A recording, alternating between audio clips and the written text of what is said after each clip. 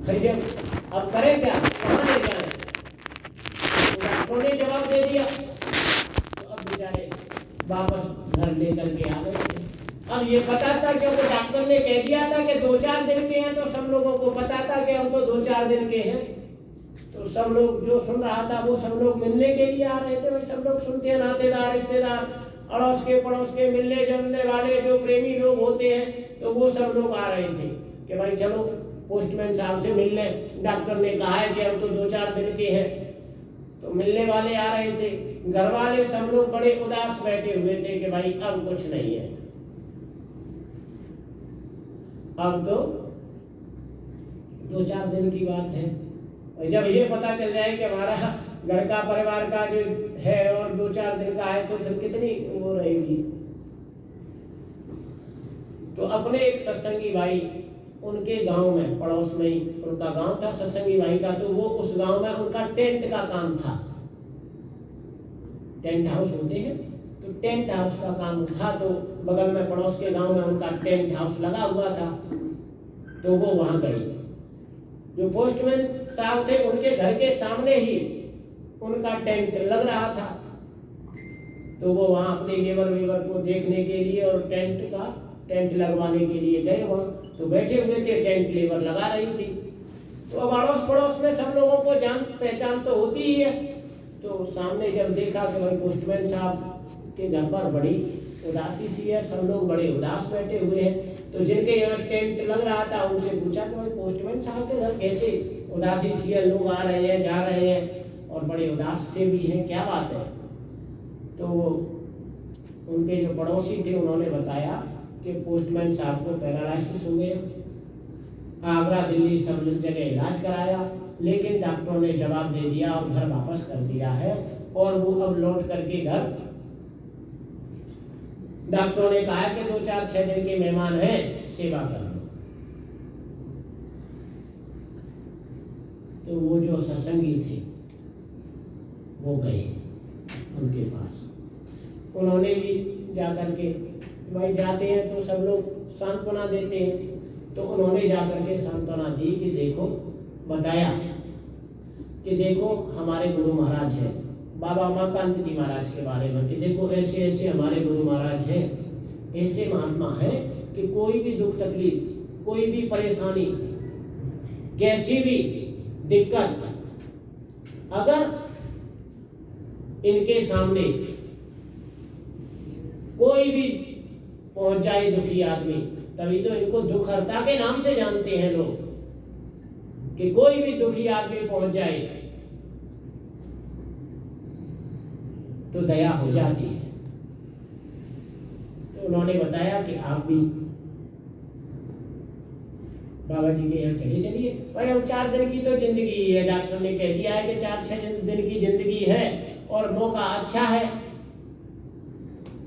कि जो मई जून के महीने में जो भंडारा होता है, वो भंडारा 2 दिन बाद भंडारे की तारीख थी, 2 दिन बाद भंडारा शुरू होने जा रहा था।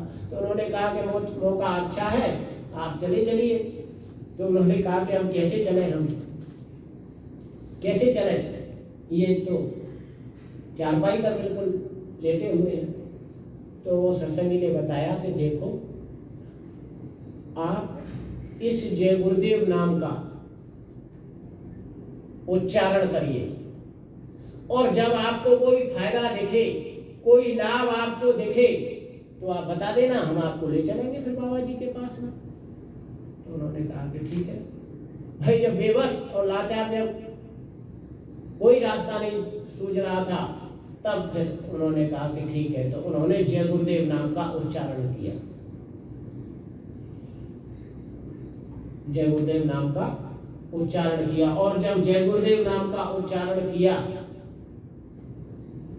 तो थोड़ी देर में उनको फायदा मिला।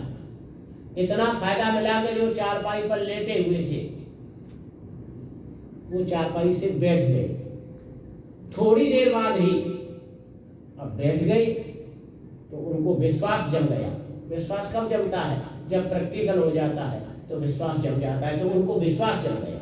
विश्वास जम गया तो वो सत्संगी के पास तुरंत उन्होंने फोन किया, शाम के समय फोन किया कि भाई आप आ जाओ। तो वो लेट सेट शाम को वहाँ पहुँचे। तो पूछा कि क्या है, तो उन्होंने बताया कि आराम है और आप ये पैसे लो और चलो बाबा जी के पास चलते हैं। उन्होंने कहा कि देखो पैसे आप अपने पास रखो, अभी कल परसों हम लोगों का रिजर्वेशन है, तो पैसे गाड़ी वाड़ी करके क्या करेंगे, उसी ट्रेन से रिजर्वेशन से हम सब लोग हैं 50 रिजर्वेशन है, तो उसी में आप लोग चले चलना, हम लोग कुछ लोग जनरल डब्बे में हो जाएंगे और आपको भी ले चलेंगे। तो उनको लेकर के उज्जैन आश्रम पहुंच गए। जब उज्जैन आश्रम पर पहुंच गए तो वहां बाबा जी के सामने जब उनको पेश किया, बाबा जी से जब प्रार्थना की, तो बाबा जी ने बता दिया कि वहां हवन पर इनको,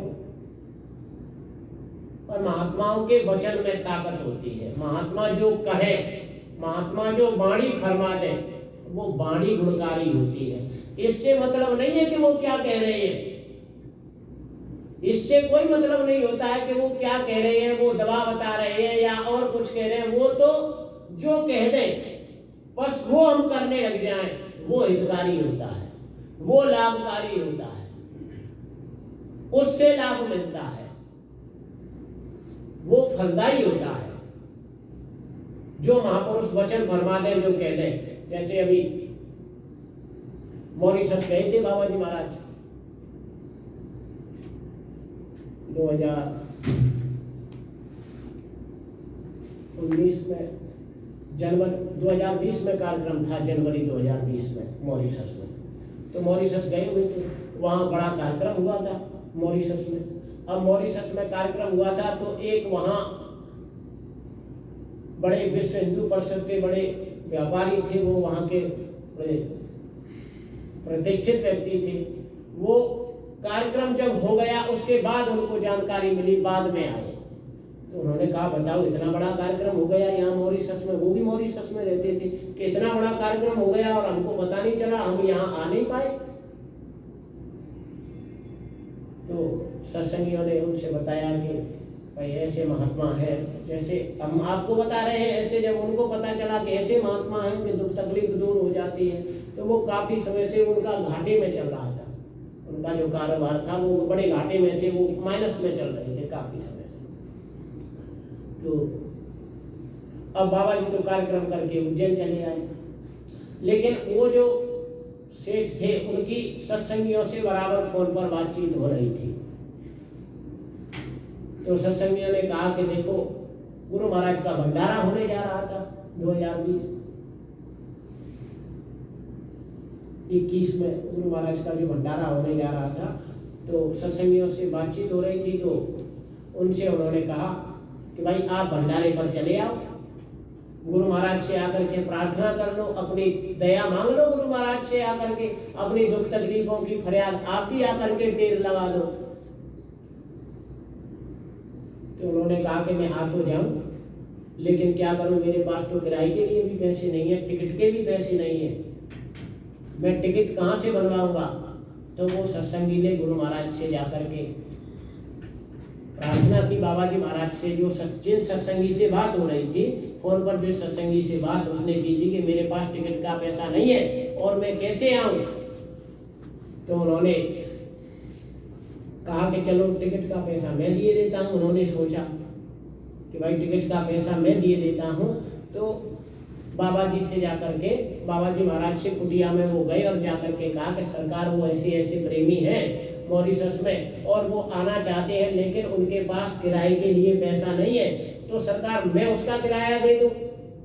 सत्संगियों के अंदर भाव होता है, उनके अंदर, उसके अंदर भी भाव जगा के बेचारा मजबूर है, तो चलो मैं किराया दे दूं, आ जाए और दर्शन कर ले, लाभ ले ले, गुरु महाराज से अपनी बात रख दे, दुख तकलीफ की तो दुख तकलीफ में फायदा हो जाए, तो चलो मैं किराया दे देता हूँ। तो बाबा जी ने कहा कि किराया उनसे कह दो कि वो इधर उधर से किसी से ले लें, तो मत देना, उनसे कह दो कि वो किसी से ले लें, किसी से उधार ले लें और टिकट करवा लें और चले आए भंडारे में, उनको बता दो। तो उन्होंने बता दिया, सत्संगी ने कि आप किसी से ले लीजिए उधार पैसा और अपनी टिकट बनवा लो और आप चले आओ, बाबा जी ने ये कहा है। तो विश्वासम फलदायकम, विश्वास जो होता है वो फल देने वाला होता है, विश्वास जो होता है वो लाभकारी होता है। तो जब उनसे कहा कि आप टिकट बनवा लो, इधर उधर से किसी से पैसा ले लो और पैसा ले करके टिकट बनवा करके चले आओ भंडारे में, तो उन्होंने इधर उधर से किसी से कहा, टिकट बनवा ली और टिकट बनवा करके भंडारे में पहुंच गए। वहां पहुंचे इंदौर, फ्लाइट उतरी तो उन्होंने फोन किया कि मैं यहाँ आ गया हूँ। तो वो जिन सत्संगी से बातचीत हो रही थी, वो सत्संगी उनको रिसीव करने के लिए गाड़ी लेकर के गए इंदौर रेलवे स्टेशन।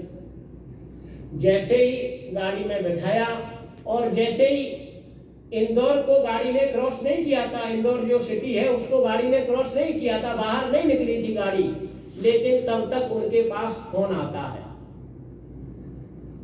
वो जो सेठ थे मॉरिशस से आए हुए थे, उनके पास फोन आता है और उनको बताया गया कि जो आपने सैंपल भेजे थे, 8-10 जगह उन्होंने सैंपल डाले हुए थे, तो बताया कि आपका सैंपल पास हो गया है और आप एडवांस के लिए अकाउंट नंबर दीजिए और आप एडवांस लीजिए। अब उनकी तो खुशी का ठिकाना नहीं रहा कि बताओ, ये तो बाबा जी की वाकई में ही दया कृपा हो गई कि बताओ, अभी तो मैं बाबा जी के पास में नहीं पहुंचा, जैसे ही मैंने एयरपोर्ट से बाहर निकला हूं वैसे ही मैंने जो 8-10 जगह सैंपल डाला था, जो जिसकी कोई उम्मीद ही नहीं दिखाई दे रही थी कि ये पास होगा, लेकिन गुरु की दया कि वो सैंपल पास हो गए, 4-5 सैंपल उसके पास हो गए।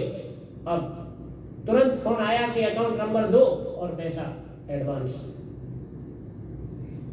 तुरंत उसने वो सत्संगी जो थे उनसे बताया कि गुरु महाराज की तो बड़ी दया हो गई, बड़ी कृपा हो गई, मेरा सैंपल पास हो गए, मैंने 8-10 जगह सैंपल डाले हुए थे और मेरे सैंपल पास हो गए और वो एडवांस दे रहे हैं मुझे।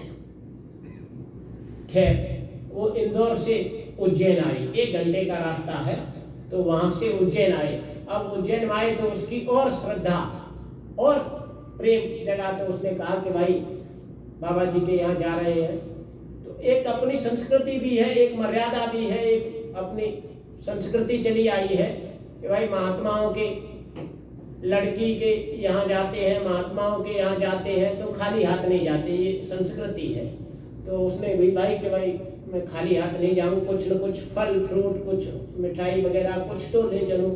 तो उसने कहा उनसे, जो सत्संगी थे दुबे जी, उनसे कहा कि भाई बाजार की तरफ ले चलो, कुछ न कुछ भेंट ले लेते हैं बाबा जी के लिए, कोई फल फ्रूट। बाजार की तरफ गाड़ी को मोड़ दिया।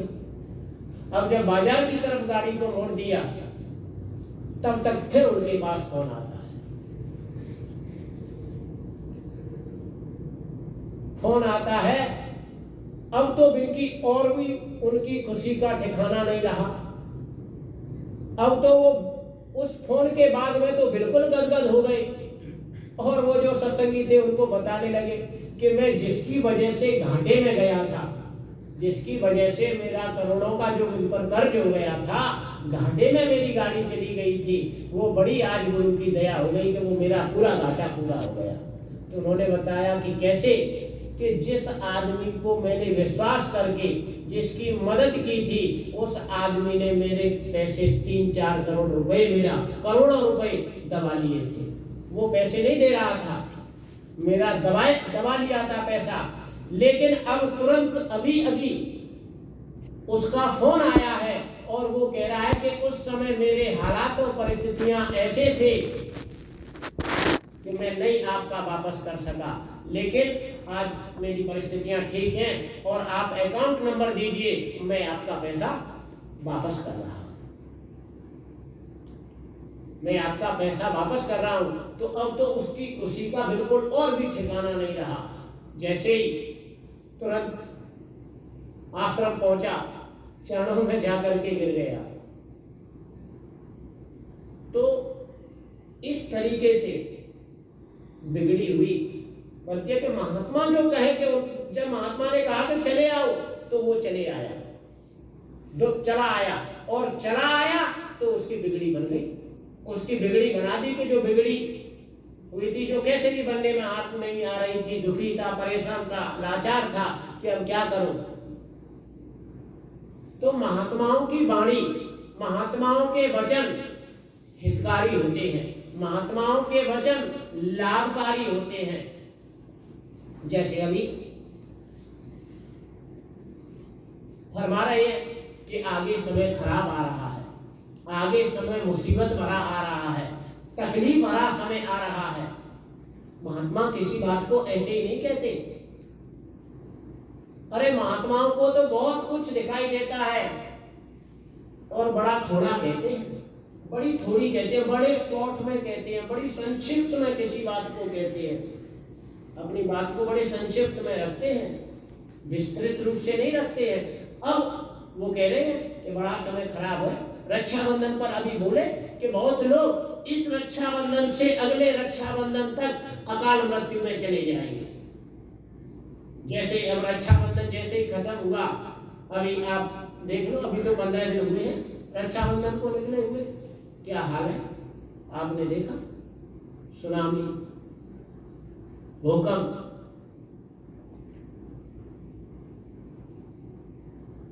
कई देशों में बड़ी तबाही मची हुई है। तो ऐसे ही नहीं कहते महात्मा किसी बात को, अरे उनको भूत भविष्य वर्तमान सब दिखाई दे रहा होता है।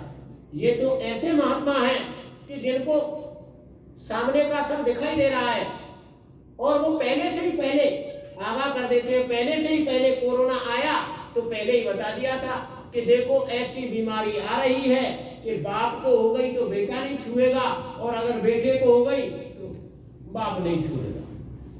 हिंदुस्तान में नोटबंदी हुई तो 15 दिन पहले ही कह दिया था कि देखो ऐसा परिवर्तन होने जा रहा है कि जो किसी के दिल और दिमाग में नहीं है। 15 दिन बाद जैसे ही देखा, जैसे ही रात्रि 8 बजे जब ऐलान हुआ कि करेंसी बंद, तब लोगों को पता चला कि अरे इस परिवर्तन की बात बाबा जी कर रहे हैं। तो ऐसे महात्मा के जो पहले से ही बता रहे हैं, पहले से ही बता देते हैं, पहले से ही आगाह कर देते हैं कि भाई ये होने जा रहा है, ये होने वाला है, अब ऐसा होगा। नई साल पर अभी बताया था इसी साल कि शाम को आदमी सोएगा, अब सोते सोते सुबह चला गया अटैक, लीवर, किडनी और हृदय, हार्ट की परेशानी रहेगी, हार्ट की बीमारी ज्यादा फैलेगी। तो अब वो चीज है बताया कि चुपचाप पता भी नहीं चलेगा, वो चीज अब सामने आ रही है कि जिसको अब कहते हैं कि वो साइलेंट अटैक पड़ गया। देखा सुबह जब जानकारी की तो पता ही नहीं चला कि शाम को आदमी अच्छा वाला सोया था और सुबह जय गुरुदेव बोल गई। एक भाई से बात हुई, वो बता रहे थे कि वो फोन पर बात कर रहे थे और फोन पर बात हो रही थी, और फोन पर बात होते होते ही सामने वाला जय गुरुदेव बोल गई, बात होते ही होते अटैक। तो वो बता रहे हैं कि इस समय पर कोई भरोसा नहीं है, इस समय पर कोई पता नहीं है कि कब किसके साथ में क्या घटना घटित हो जाए, कोई पता नहीं है। तो इस समय पर वो कह रहे हैं कि सुख संपदा की कौन कहे, प्राण बचे बड़ भाग्य। इस समय पर सुख संपदा इस सब की आवश्यकता नहीं है। इस समय पर जरूरत है कि प्राण रक्षा हो जाए, इस समय पर रक्षा मदद हो जाए, इस समय पर सुकून से जीवन निकल जाए। इस सब की जरूरत है कि कैसे भी जो आफत है, इस समय पर आफत जो छाई हुई है, वो आफत से कैसे भी बचाव हो जाए। बाबा जी महाराज कह रहे हैं कि देखो अभी कितना भी धनी बानी, कितना भी संपन्न आदमी होगा और शांति की तलाश में घर को छोड़ देगा, घर को छोड़ करके लोग शांति की तलाश में निकलेंगे। तो बताओ क्या होगा रुपए पैसे का, धन दौलत का, कि जब शांति ही नहीं है। तो बाबा जी कह रहे हैं कि अभी तो वो समय आ रहा है, वो वक्त आ रहा है कि लोग शांति की तलाश में निकल पड़ेंगे, शांति की तलाश में तलाश करेंगे कि शांति कहाँ मिलेगी। तो बाबा जी ने बताया कि जहां लोग बैठ करके, अपने सत्संगी लोग बैठ करके जहां सत्संग करते हैं, जहां जिस जगह पर नाम ध्वनि बोलते हैं, जिस जगह पर ध्यान भजन करते हैं, बाबा जी महाराज ने बताया कि वो जगह जग जाती है, वो स्थान जागृत हो जाता है, वो स्थान जग जाता है। कैसे? बाबा जी महाराज ने बताया कि जैसे उज्जैन के राजा विक्रमादित्य जिस जगह पर बैठ करके न्याय करते थे, तो उस जगह का, वो जगह जग गई थी। तो जग गई थी तो एक गाय चराने वाला लड़का और उस जगह पर बैठ करके उन्हीं की तरह न्याय कर देता था, और जब उस जगह से खड़ा हो जाता था तब कुछ नहीं कर पाता था। जगह का इतना बड़ा प्रभाव होता है, स्थान का इतना बड़ा असर होता है कि वो स्थान जग जाता है। तो बाबा जी महाराज कह रहे हैं कि जिस जगह पर, तभी तो बाबा जी महाराज ने कहा कि सत्संगियों, हर घर में मंदिर हो, हर घर में गुरु का स्थान हो, और जब गुरु का स्थान होगा हर घर में, तो उस घर में जब वहां बैठ करके आप नाम ध्वनि करोगे, जब वहां बैठ करके प्रार्थना बोलोगे, जब वहां बैठ करके सुमरन ध्यान भजन करोगे, तो वो जगह जग जाएगी, उस जगह में ताकत आ जाएगी। तो उस जगह पर एक अलग खुशबू का, अलग एक शांति का, अलग उस चीज का एक महसूस होगी, एहसास होगा। कोई भी व्यक्ति दुखी परेशान आएगा और जब उस जगह पर आकर के बैठेगा तो उसको एक अलग शांति महसूस होगी, क्योंकि वो जगह पवित्र हो जाएगी, वो जगह पावन हो जाती है। तो तभी तो कहा जा रहा है कि स्थान बना करके वहां रोजाना प्रार्थना ध्यान भजन हो। सत्संगियों, रोजाना सुबह और शाम जो बताया कि 1 घंटे ध्यान भजन करो, 1 घंटा नाम ध्वनि करो, रोजाना 1 घंटा सुबह, 1 घंटा शाम को, 1 घंटा सुबह, 1 घंटा शाम को नाम ध्वनि हो। अरे जय गुरुदेव नाम की नाम ध्वनि, बाबा जी ने कहा कि ये इस समय पर संजीवनी बूटी है। इस समय पर ये दुख, तकलीफ, बीमारी, परेशानी, कोई भी कैसी भी मुसीबत हो उसको दूर करने वाली है। तमाम तरीके की समस्या सबके सामने है, चाहे वो आर्थिक तंगी है, चाहे वो बेरोजगारी है, चाहे वो बीमारी है। कहने का मतलब कि कोई भी परेशानी, कैसी भी दिक्कत, उसके लिए बाबा जी ने बताया कि ये संजीवनी बूटी है, ये ब्रह्मास्त्र है, जय गुरुदेव नाम ध्वनि। क्योंकि जो भी हमारे जीवन में परेशानियां हैं वो सब निज कर्मों से आती हैं, कर्मों का खेल है, कर्मों से परेशानियां आ रही हैं। तो बाबा जी ने बताया है कि जय गुरुदेव नाम की नाम ध्वनि बोलने से कर्म कटेंगे। कर्म ऐसे कटेंगे जैसे पेड़ से पत्तियां झड़ जाती हैं, ऐसे कर्म झड़ जाएंगे इस जय गुरुदेव नाम की नाम ध्वनि से। तो जब हम लोग रोजाना इस जय गुरुदेव नाम की नाम ध्वनि को, बाबा जी ने कहा कि 1 घंटा सुबह, 1 घंटा शाम को रोज बोलो। केवल अपने मन को समझाने की जरूरत है, ये नहीं है कि भाई हम ये कहते हैं भाई समय नहीं है हमारे पास, ऐसी बात नहीं है। समय सबके पास है, समय की कोई कमी नहीं है। हमने भी यहाँ आकर के देखा कि समय है। अरे जो हम समय मोबाइल में लगा रहे हैं, यहाँ जो समय जा रहा है, इसको समय जो दे रहे हैं, वो समय को हम यहाँ लगा दें भाई। ये इसके लिए भी तो हम समय दे रहे हैं, इसके लिए तो हमको पता ही नहीं रहता कि कितना हमने समय दे दिया। अरे उस समय को यहाँ लगा दे, जय गुरुदेव नाम की नाम ध्वनि बोलने में लगा दे। अरे बाबा जी ने तो यहाँ तक बोल दिया कि अरे शाम को जब लेटने जाओ, खाना पीना खा करके फ्री हो गए और शाम को लेट गए, और जब मोबाइल देख रहे हो ऐसे, तो जब लेट गए तो लेटे लेटे जय गुरुदेव नाम की नाम ध्वनि बोलते बोलते सो जाओ। उसमें कौन सा, और जब बोलते बोलते सो जाओगे जय गुरुदेव नाम की नाम ध्वनि, तो रात भर चलती रहेगी, अंदर ही अंदर, अंदर ही अंदर, अंदर ही अंदर। आप सो रहे हैं लेकिन वो रात भर आपकी हाजिरी लग रही है। तो बताओ कितना बड़ा लाभ उसका मिल रहा है कि रात भर नाम ध्वनि अंदर ही अंदर चलती रहेगी, आपके अंदर में वो नाम ध्वनि बोलती रहेगी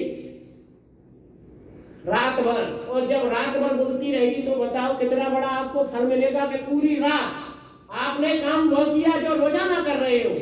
भाई रोजाना सोने का काम करते हैं, वही आज भी सो रहे हो, लेकिन जय गुरुदेव नाम की नाम ध्वनि बोलते बोलते सोए हो तो उसका फल क्या मिला है कि रात भर नाम ध्वनि चली है तो उसका रात भर आपकी हाजिरी लग गई, रात भर रजिस्टर में चढ़ा दिया गया कि इन्होंने जय गुरुदेव नाम की नाम ध्वनि 8 घंटा सोए हो तो 8 घंटा आपकी चढ़ गई कि 8 घंटे जय गुरुदेव नाम की नाम ध्वनि बोली। ऐसे ही नहीं, ये अनुभवी बात आपको बताई जा रही है। ये इसीलिए तो उन्होंने मंच से कहा कि इतना बड़ा लाभ हम ले सकते हैं, लेकिन वो चीज हम किनारे कर देते हैं वचन को। अरे गुरु का वचन ही सर्वोपरि होता है, गुरु का वचन ही फलदायी होता है, गुरु का वचन वरदायी होता है। उसको हमको पकड़ना चाहिए, गुरु के वचन को, गुरु के वचन को पकड़ करके उस पर चल लेना चाहिए, कुछ सोचा विचारी नहीं करनी चाहिए, उस पर चल देना चाहिए। अरे हम काम कर रहे हैं, काम करते समय जय गुरुदेव नाम ध्वनि गुनगुना सकते हैं, गुनगुनाते रहिए। अरे जहां तक बाबा जी ने कहा कि ये जय गुरुदेव नाम ध्वनि तो एक कवच, जिस क्षेत्र तक जहां तक आवाज जाएगी वहां तक, जिसके कान के अंदर जाएगी तो वहां भी ये जाकर के असर करेगी। तो जब काम कर रहे हैं उस समय गुनगुनाते रहो। उससे भाई काम करते हैं तो काम कर रहे हैं, अपनी गाड़ी चला रहे हैं, गाड़ी चलाते हुए गुनगुनाते रहो जय गुरुदेव नाम की नाम ध्वनि। और जब बैठ करके बोलने का समय है तब बैठ करके भी बोले सुबह शाम। और वैसे भी अरे लक्ष्य ये रहे कि ज्यादा से ज्यादा कैसे हम बोल सकते हैं, कैसे बुलवा सकते हैं। और जब हम खुद बोलेंगे तो दूसरे से कहेंगे तो वो भी उस पर असर रहेगा, लोग प्रभावित होंगे तुमसे, क्योंकि सब खेल कर्मों का ही तो है भाई, पूरा खेल कर्मों का है। ये तो कर्मों का खेल है, तभी आज ये सब हम कर रहे हैं। कर्मों का खेल है तो आज राजा बना हुआ है, कर्मों का खेल है तो रंग बना हुआ है, सब कर्म का ही तो खेल है। नहीं तो ये जीवात्मा एक पिता की अंश है, उस परमात्मा की एक की अंश है, तो एक की अंश है तो फिर अलग अलग कैसे है कि कोई राजा है कोई रंग है। ये सब कर्मों से है। और जब कर्मों से है तो बाबा जी ने कहा कि ये जय गुरुदेव की नाम ध्वनि कर्म काटने वाली है, इससे कर्म कटेंगे। तो कर्म कटेंगे तो अपने आप ही ताकत आएगी, तपोबल आएगा, वाणी में प्रभाव आएगा। तो हम कुछ करें तो सही, तब तो हो। तो गुरु के वचनों को पकड़ने की जरूरत है कि गुरु कह रहे हैं कि नाम ध्वनि, बराबर लोग कह रहे हैं, बराबर लोग कह रहे हैं, बराबर लोग कह रहे हैं, लेकिन हम लोग पीछे हटते जा रहे हैं। तो पीछे हटते जा रहे हैं तो क्या होगा, खाली रह जाएंगे। स्वामी जी महाराज ने जब शरीर छोड़ने की मौज में थे तो उससे पहले स्वामी जी महाराज ने कहा कि बच्चा भजन कर लो, मेरे सामने कर लो बच्चा, आमने सामने कर लो, आमने सामने कर लो बच्चा। अब जिन लोगों ने बात को पकड़ लिया उस समय पर, उन लोगों को लाभ मिल गया, क्योंकि महात्माओं के वचन ही सब कुछ देने वाले होते हैं। महात्मा जो कहते हैं वो वाणी ही फलदायी है, उस वाणी से ही सब कुछ मिलता है महात्माओं की से। तो अगर वचन को पकड़ लेंगे, वाणी को पकड़ लेंगे तो लाभ मिल जाएगा। और वो जो उस समय पर जो कहते हैं वो मौज से उनकी से होता है, मौज से तैयार करते हैं मौज। जब मौज से उनकी से जो तैयार होता है उसमें जो लोग लग जाते हैं, उसको जो लोग करने लग जाते हैं उनको लाभ मिलता है। आज वो कह रहे हैं कि जय गुरुदेव नाम की नाम ध्वनि करिए, सुबह शाम 1 घंटा सुबह 1 घंटा शाम को ध्यान भजन करो और सेवा करो। ये उनकी मौज है कि सेवा करो, भजन करो, नाम ध्वनि बोलो। ये मौज है। तो मौज है तो मौज के साथ जब हम लग जाएंगे लाभ मिलेगा। वो कह रहे हैं कि ध्यान भजन करो, सुबह शाम रोजाना ध्यान भजन करो। उन्होंने मौत से कहा कि देखो जब शाम को सोने जाओ तो कानों में उंगली लगाओ और आवाज सुनते सुनते सो जाओ, भजन करते हुए सो जाओ। तो बताते हैं कि अगर एक बार तार जुड़ गया तो रात भर तार जुड़ा रहे, तो बताओ रात भर भजन में हाजिरी रहेगी अगर तार जुड़ गया तो कहने का मतलब ये है कि हमारा मन जो इधर फैला हुआ है, इस मन को हमको इधर समेटने की जरूरत है कि जो दुनिया का हम काम कर रहे हैं वो दुनिया का काम करते हुए ही हम अपने ख्याल को गुरु की तरफ ले जाएं। क्योंकि गुरु ने जो यत्न बता रहा है, गुरु जो युक्ति बता रहा है, उसी से वो भवसागर पार होगा। उसी यत्न से, उसी युक्ति से वो 84 लाख योनियां कटेंगी।